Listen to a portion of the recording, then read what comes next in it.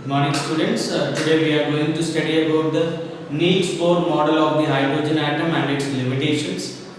In the previous classes we have discussed about the spectra, electromagnetic spectra and electromagnetic spectra based on the energy and based on the wavelength and how it is going to split and how it is going to jump from one energy level to the another energy levels, right? Line spectra, band spectra, emission spectra and absorption spectra. And in this class we are going to study about the Niels Bohr model of the hydrogen atom and its limitations Right, as already we have discussed in the beginning, when an electron gains energy, it jumps from lower energy level to higher energy level. When it loses energy, it jumps from higher energy level to lower energy level. So whatever the wavelength of the radiation produced by that atom depends upon the difference between the energy levels. That means final energy and the initial energy. Say for example, here we have the energy levels and we call them as E1, E2 and E3. When the electron is in the second energy level, it gains energy and jumps from second energy level to third energy level. And this is going to be the initial energy and this one will be the final energy. And the wavelength produced by that atom depends upon the difference between these two, initial and the final energy. So that is what here energy, whatever the wavelength of the atom is produced, that is the difference between the initial and the final energy. And as already we have discussed that energy and the frequency are directly proportional to each other, we can write it this equation: E is directly proportional to nu. Now what is this E? Energy, it is the difference between the initial and final energy, which can be represented as delta E. Now delta E directly proportional to nu, and you take out this direct proportionality and we write it as E is equal to h nu. Now what is h? H is equal to Planck's constant. It is Planck's constant. And what is its value? It is 6.6 into 10 to the power of minus 34 joules. Now nu, as already we have discussed, frequency is equal to C by lambda. So delta E is equal to hc by lambda. hc by lambda. hc by lambda. So delta E is equal to, it is 6.6 into 10 to the power of minus 34 joules second, or we can write it as 6.6 into 10 to the power of minus 27 ergs, right? So delta E is equal to hc by lambda. So this explains about how the electron jumps from the lower energy level to higher energy level and from higher energy level to lower energy level. So this whenever it is jumping from one energy level to another energy level, it is going to release that energy in small packets called quanta. It is called as what? Small packets of energy is called as what? Quanta. And the next postulate or the next postulate of this Niels Bohr model of hydrogen atom is angular momentum. Angular momentum. So in this angular momentum, he says that mass of the electron, velocity of the electron and the radius of that circular orbit can be calculated using the formula nh by 2 pi, where n is the energy level, that is E1, E2, E3 and E4, and h is the Planck's constant value. So what is m? Mass of the electron, velocity of the electron and the radius of the circular orbit can be calculated by using nh by 2 pi. So these are the postulates we can say for the model of the hydrogen atom. The first one is what? Energy differences, energy levels, and the second one is the calculation of the mass of the electron, velocity of the electron and the radius of the electron. Like for example, it is in the circular orbits. We are going to calculate the electron position its speed, mass, and also the radius of the orbit by the angular momentum formula. So here we have few limitations to this Niels Bohr atomic model. Let us look into the limitations. So I think till now it is clear. The first one is what? The energy differences when the electron jumps from one energy level to another energy level, right? So that is given by delta E is equal to h nu, and it can be also written as delta E is equal to hc by lambda. And what is Planck's constant? It is 6.6 into 10 to the power of minus 34 joules. Now coming to the limitations.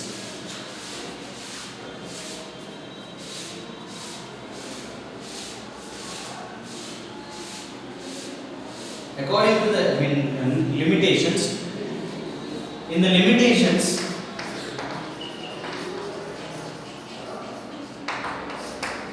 his theory or his postulates holds good for only single electron species. Right? Niels Bohr model of the hydrogen atom postulates holds good for only single electron species and failed to explain splitting of the spectral lines. Splitting of the spectral lines. So splitting of spectral lines takes place in two methods, that is magnetic field and the electric field. If the spectral lines are splitting in presence of the magnetic field, that is called as what? Zeeman effect. And if it is splitting in the electric field, it is called as a Stark effect. The first limitation is it is holding good for single electron species. For multiple electron species, this theory does not hold good because in the nucleus there are many number of protons. If protons are present in the nucleus, protons have the positively charged particles, like charges ripples. Then if the like charges ripples, atom does not exist. So he could not explain about the multiple electron species. If there are multiple electrons, then there should be multiple protons. So where these protons are lying, protons are there in the nucleus. So if all the protons are there in the nucleus, then the repulsions will take place, right? Like repels like. So this theory does not hold good for the multiple electron species. It is only holding good for the single electron species. And the splitting of the spectral lines in the presence of magnetic field and the electrical field could not be explained. And third limitation is angular momentum.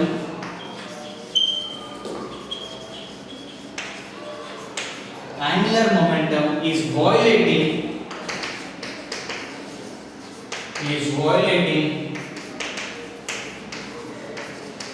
Heisenberg uncertainty principle. We are going to discuss what is Heisenberg uncertainty principle. Right? The third limitation here is angular momentum is violating the Heisenberg uncertainty principle. And the last limitation here, could not explain how atoms are involved in chemical bonding.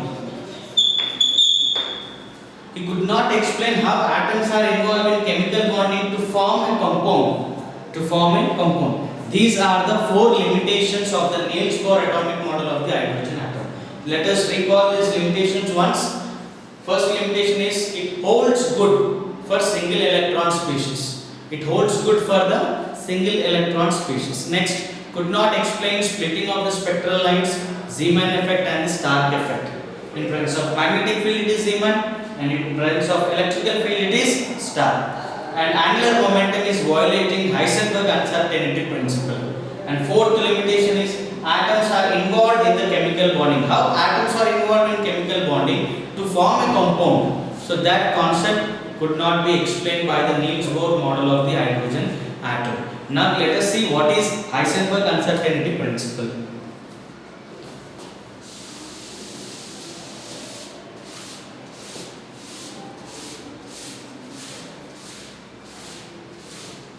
Heisenberg uncertainty principle explains that both position and momentum of the electron cannot be calculated simultaneously. One thing should be kept constant. Here, according to the angular momentum, he said that mass of the electron, velocity of the electron and radius of that circular orbit can be calculated. But according to the Heisenberg, it is not possible. Only one thing can be calculated, keeping the other things constant. Let us see that.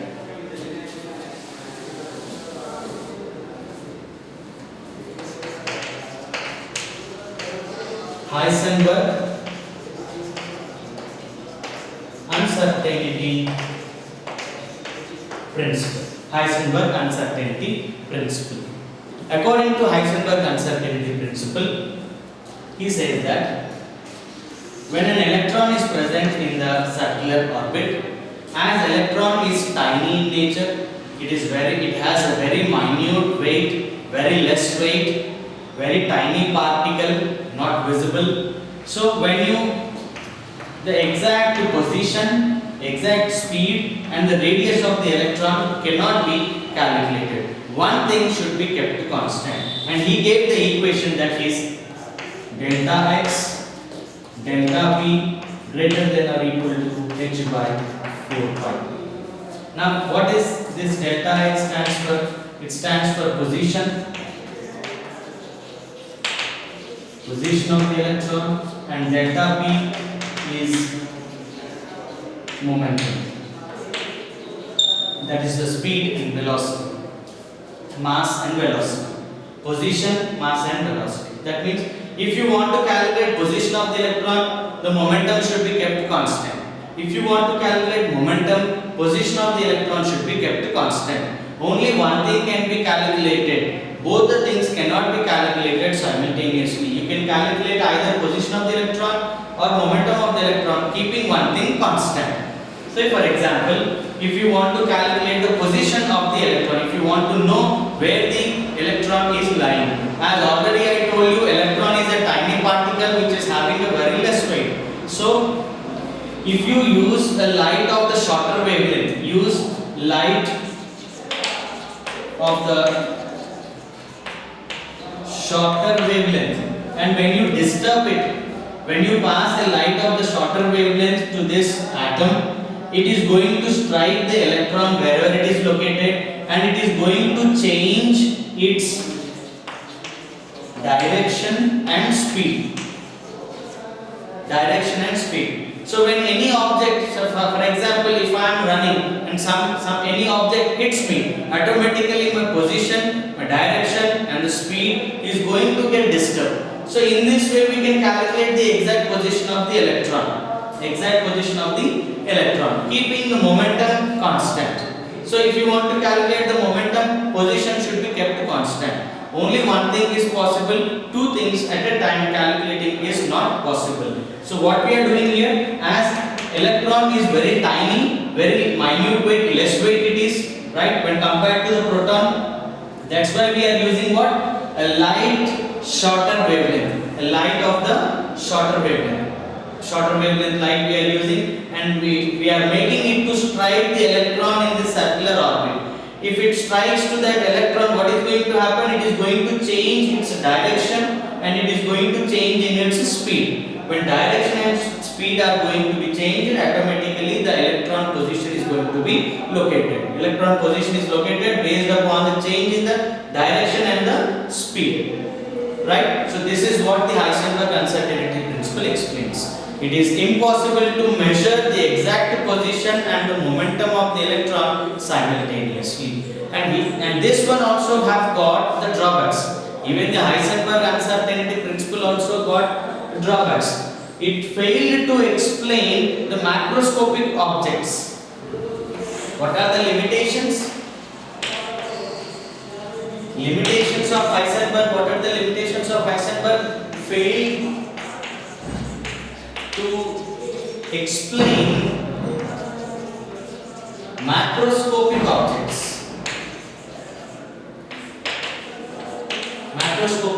For microscopic objects, right? For microscopic, electron is tiny particle. He could use the light shorter, right? A light of the shorter wavelength to strike it, disturb it, and know its direction and speed, right? By changing its direction and the speed, we can calculate the exact position of the electron. But if it is a macroscopic object, right, so we cannot use a longer wavelength. If we use a longer wavelength, there is going to be the disturbance in that atom. It does not exist. So what we are going to do? We are going to use only a shorter wavelength. So that's why it failed to explain the macroscopic objects. It failed to explain the macroscopic objects. So the limitations of the Heisenberg uncertainty principle, right? Limitations of the Heisenberg are overcome by the Erdős-Schrödinger wave equation, which you are going to study in your higher classes. So in tomorrow's section, we are going to study about the Bohr-Sommerfeld model of the atom. Thank you.